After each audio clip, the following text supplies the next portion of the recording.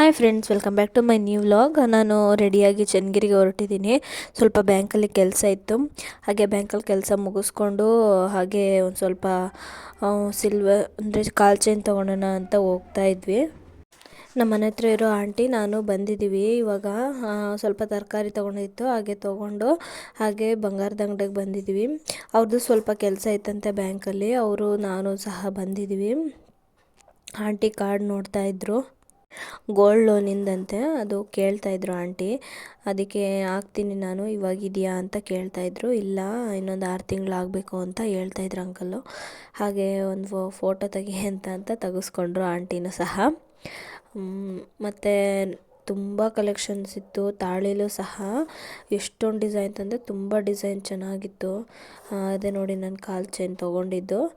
ಹಾಗೆ ಅದು ಸ್ವಲ್ಪ ಜಾಸ್ತಿ ರೇಟ್ ಆಯಿತು ಅಂತ ನೆಕ್ಸ್ಟ್ ಟೈಮ್ ತೊಗೊಳ್ಳೋಣ ಅಂತ ಬಂದ್ವಿ. ಹಾಗೆ ಬ್ಯೂಟಿ ಪಾರ್ಲರಿಗೆ ಬಂದ್ವಿ. ಹಾಗೆ ಸ್ಲಿಪ್ಪರ್ ತೊಗೊಂಡು ಬ್ಯೂಟಿ ಪಾರ್ಲರಿಗೆ ಬಂದ್ವಿ.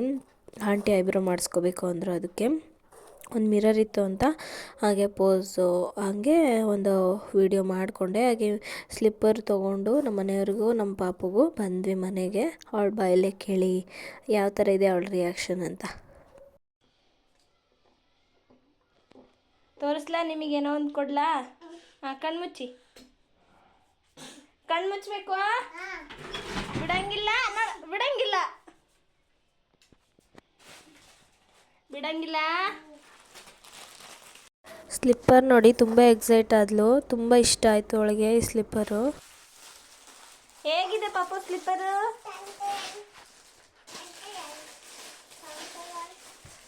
ಎದ್ದೊಳಿ ಪಾಪು.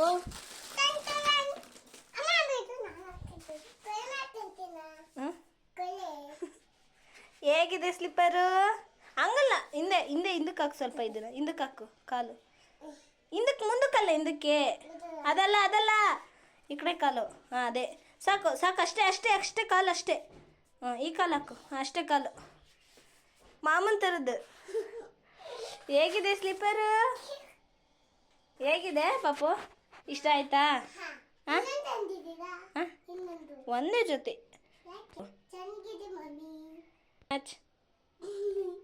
ಹೇಳಿ ಪಾಪು. Shake hand. ಯಾವ ಕೈ? ಪಪ್ಪಿ ಕೊಡಿ ಪಾಪು.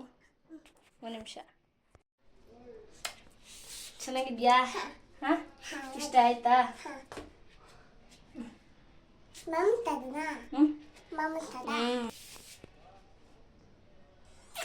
ಹೋಗಿತ್ತಲ್ಲ, ಅದಕ್ಕೆ ಪಪ್ಪಗನ ಜೊತೆ ಸ್ಲಿಪ್ಪರು. ಚೆನ್ನಾಗಿದ್ಯಾ?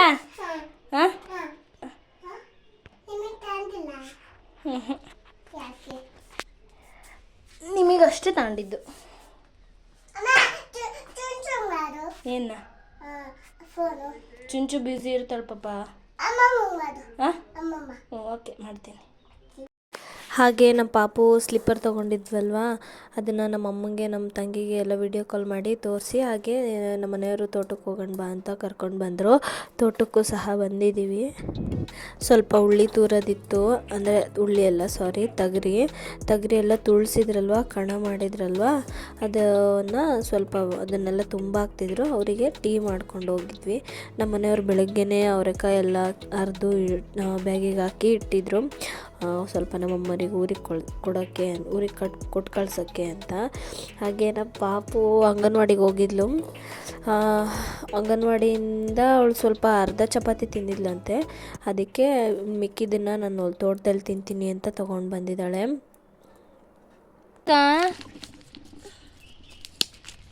ಯಾಕೆ ಸ್ಲಿಪ್ಪರ್ ಹಂಗೆ ಹಾಕೋಣದು? ನಂತರ ಹಾಕ ಸ್ಲಿಪ್ಪರ್, ನೋಡು, ನಂತರ ಹಾಕ. ಹಂಗೆ ತಿನ್ನು ಬೇಗ.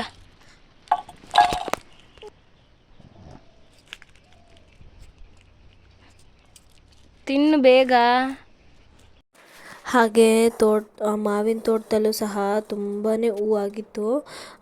ಹಾಗೆ ನೋಡಿ, ತುಂಬ ಅಂದರೆ ತುಂಬಾ ಕಾಯಿ ಬಿಟ್ಬಿಟ್ಟಿತ್ತು.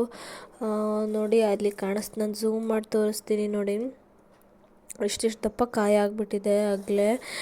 ಮೊನ್ನೆ ಹೂ ಇತ್ತು, ನೋಡ್ತಾ ಕಾಯಿ ಆಗಿಬಿಟ್ಟಿದೆ ನೋಡಿ. ಎಷ್ಟು ಎಷ್ಟು ಚೆನ್ನಾಗಿ ಬಂದಿದೆ ಅಂದರೆ ಈ ಸಲ ತುಂಬಾ ಮಾವಿನಕಾಯಿ ಇದೆ.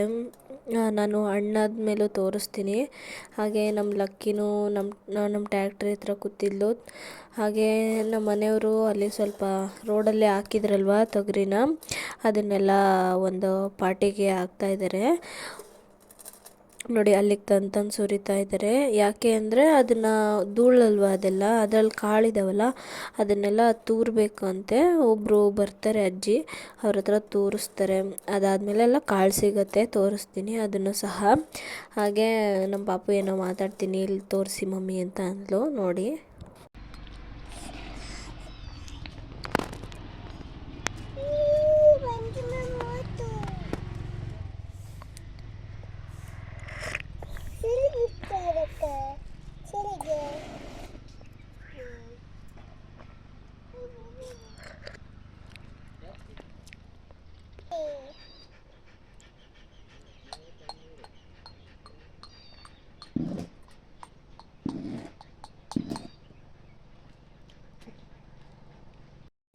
ನಮ್ಮ ಪಾಪುಗೆ ತೋಟಕ್ಕೆ ಬರೋದು ಅಂದರೆ ತುಂಬಾ ಇಷ್ಟ.